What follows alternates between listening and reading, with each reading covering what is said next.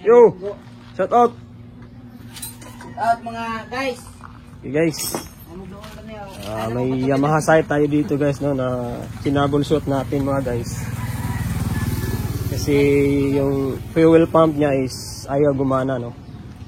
So siyempre kung ano natin, hindi natin malalaman na ito agad yung sira, no, kasi siyempre kailangan din natin ng troubleshooting kung may linya bang lumalabas, no, or it's either sira yung ito niya, yung kanyang ECU, no, or yung kanyang control. Yan, kasi once ano to guys, nasisira to guys, hindi gagana yung ating fuel pump, no.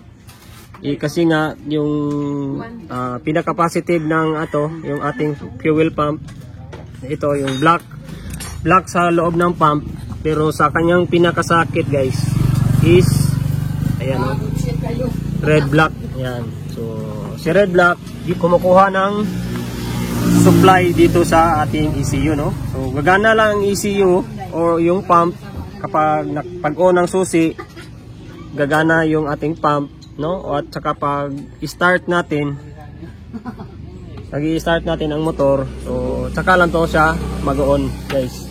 Okay, so unang-una guys, itatroubleshoot natin siya gamit yung ating multi-tester. Ayan.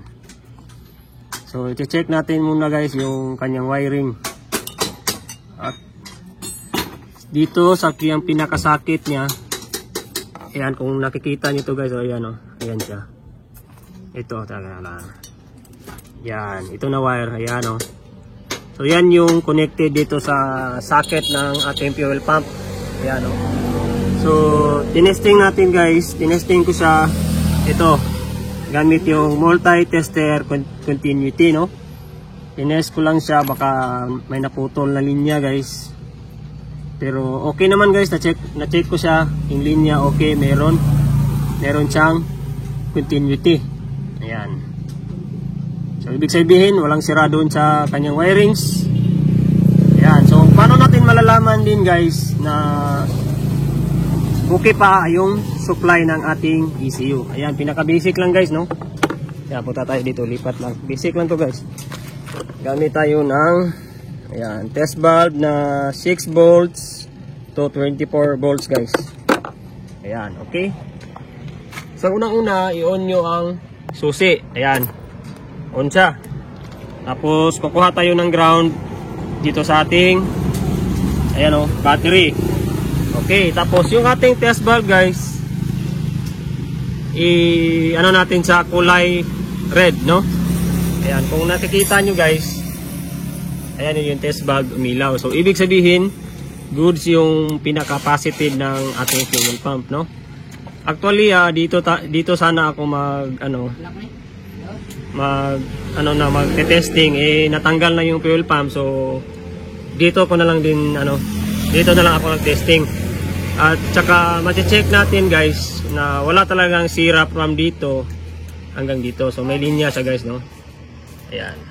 Oh, umilaw siya guys. So ibig sabihin okay yung positive ng ating fuel pump. Okay. Okay guys, sa mga nagtatanong guys kung ano ang connection nito, ito yung red, blue black, ano ang connection niya? Ground yan guys, no. Grounding yan ng ating fuel pump. Doon siya kumukuha sa ECU. Okay, so ano natin. Ayan, so hindi siya umilaw, no, kasi naka-on ang susi. Ngayon, kung i-off natin yan, tapos sabay i-on, kailangan off-on natin siya, iilaw yan kasi kumukuha siya ng supply doon sa ating ECU. Ayan, teka lang. Ayan, oh, umilaw siya, oh, tapos mamamatay yan. Ayun, mamamatay. So ulit tayo. Ayan. Ayan, oh, so nag-on siya. So ibig sabihin goods yung ating ECU guys, no. May lumalabas na ground from ECU. Ngayon naman kung i-start natin, dapat iilaw din itong test valve. Buwang, halisa. Halisa ba? Teka lang guys, natin. Anak lang buwang, anak. Idikit lang, anak. So ngayon kung i-start natin ulit, check nyo guys ha. I-on ko yung susi, iilaw to. So yan yung nag-on yung pump natin, iilaw siya. Tapos mamamatay. Tapos kung mag-start tayo guys, dapat iilaw din yan guys. Check nyo guys. Ayan. Oh, di ba? Oh. Okay guys. Yan na. So yan guys, ibig sabihin goods yung ating wirings, goods yung ating ECU. Ang problema guys kapag ganyan is ito, yung pinaka motor nya. Ayan. Yun lang guys, mag-troubleshoot ng mga FI no? Yamaha, same Yamaha Sniper, Yamaha Mio. Basta Yamaha guys, same lang sila ng ano guys. Ayan, ng coding sa ating mga ECU. Same coding lang sila guys. Ganun lang pag-troubleshoot ng wirings, ECU at yung mga pump natin. Ito lang ang gamit natin guys. Test valve at saka yung ating multi-tester na continuity. So depende guys sa diskarte nyo para ma-troubleshoot nyo siya. Alright guys, sana guys ay nakatulong to guys no.